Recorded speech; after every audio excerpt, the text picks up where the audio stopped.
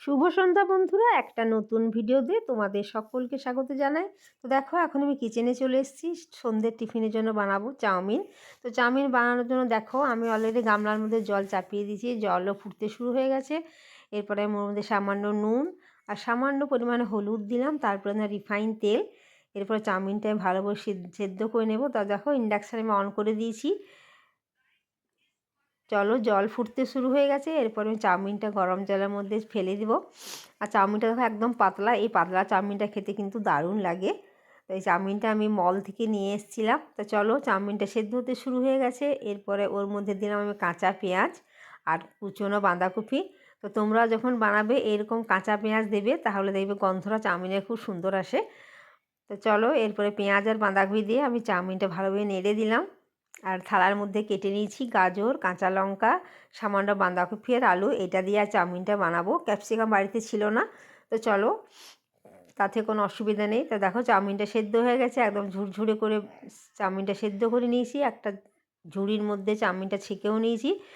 তো চলো, জলটা ঝরে গেছে। এরপর ওর মধ্যে দিলাম সামান্য নুন, কারণ সেদ্ধ করার সময় নুন দিয়েছিলাম। নুন দিলাম, সোয়া সস দিলাম, ব্ল্যাক সোয়া সস, লঙ্কার গুঁড়ো, ম্যাগি মশলা সব দিয়ে রেডি করে নিয়েছি। এরপর আবার ইন্ডাকশানে কড়াই চাপিয়ে দিয়েছি, তার মধ্যে দিলাম রিফাইন তেল। আমি আজ রিফাইন তেল দিয়ে বানাবো। তোমরা ইচ্ছে করলে সর্ষের তেলও বানাতে পারো, কোনো অসুবিধা নেই। চলো, তেল গরম হওয়ার পর আমি তার মধ্যে বাঁধাকপি, গাজর, আলু সব সবজিগুলো ছেড়ে দিলাম। এরপরে সামান্য হলুদ আর নুন দিয়ে, দেখো আমি হলুদ আর নুন দিয়ে দিয়েছি সামান্য পরিমাণে। চলো, এরপর আমি সবজিগুলো ভেজে নেব। বেশি লাল লাল করবো না, হালকা করে ভাজবো। তো এরকম সবজি দেওয়া চাউমিন খেতে কে কে পছন্দ করো অবশ্যই কমেন্টসে জানিও। আমার তো খুব ভালোই লাগে সবজি দেওয়া চাউমিন খেতে। তো দেখো, সবজিগুলো হালকাভাবে ভেজে নিয়েছি। এরপর আমি ওর মধ্যে চাউমিনটা ঢেলে দেবো। আর আলাদা করে কোনো মশলা দেওয়ার দরকার পড়বে না, কারণ আমি সব চাউমিনের মধ্যে সব দিয়ে আগে থেকে রেডি করে রেখেছিলাম, তাহলে সুবিধা হয়। তো চলো, এরপর চাউমিনটা খুব সুন্দরভাবে আমি নেড়ে নেবো, মশলাটা পুরো মিলিয়ে নেবো চাউমিনের সাথে। আর দেখো, চাউমিনটা কি সুন্দর ঝরঝরে হয়েছে। তো চলো, চাউমিন প্রায় আমার রেডি হয়ে এসছে। এরপর এর মধ্যে দেব সামান্য বিট নুন। এটা হচ্ছে বিট নুনের প্যাকেট। সামান্য বিট নুন দিলে গন্ধটা খুব সুন্দর আসে, খেতেও দারুণ লাগে।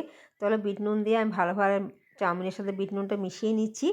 এরপরে দেব আচারের তেল। আচারের তেল দিলে চাউমিনের গন্ধটা খুব সুন্দর হয়। দেখো, চাউমিনটা আমার খুব সুন্দর হয়েছে, একদম ঝুরঝুরে হয়েছে। এরপর দেবো আমি আচারের তেল, আমের আচারের তেল। তোমরাও যখন বানাবে, দেখো আমি আচারের তেল চাউমিনের মধ্যে দিয়ে দিচ্ছি। চলো, আচারের তেল আমি দিয়ে দিলাম, একদম সামান্য পরিমাণে দিব, তাহলে গন্ধটা খুব সুন্দর আসবে।